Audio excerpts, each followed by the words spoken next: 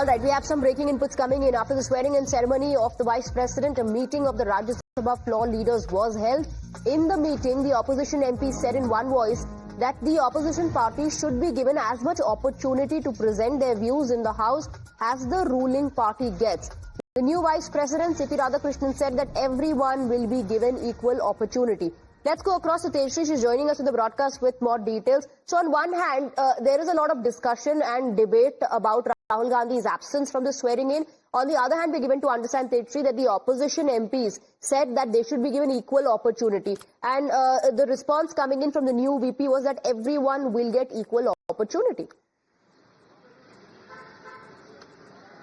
Well, absolutely. Everyone, all eyes, set on that winter session now, where that will be the first time for the Vice President, who will also be the chairman of Rajya Sabha, who will be holding the day-to-day, Parliament hearings. Not just that, but in fact, it will be also important to see that how the Parliament proceedings take place, and that's why it was the first time when the opposition MPs met after the oath-taking ceremony to Mr. C.P. Radhakrishnan, where they put forward their point of view. They said that the opposition should get equal chance to speak in the Parliament, particularly in the Rajya Sabha, because in the past we have seen that there were serious allegations by the opposition, by the India Bloc and the Congress Party in particular on Jagdeep Dhankar, the former Vice President and the Chairman of Rajya Sabha as well, that he is biased towards the government, and he is partial, and he only gives the chance to speak to the BJP leader, MPs from the BJP, and not the MPs from the opposition parties. That is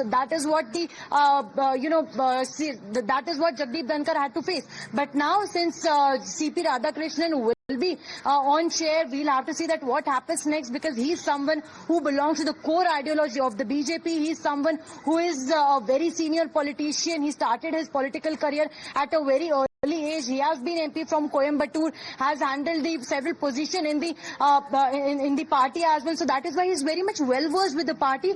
And the most important thing is that he has a very clean image. He is very credible, and that is why BJP has now made him the Vice President. The government, the BJP chose him. The NDA chose him to be the Vice President candidate, and it was 9th September when he got 452 votes, and it was expected that Right. Tejashree, thank you very much. Thank you for getting us the details. We'll keep coming back to you. We have some breaking inputs coming in.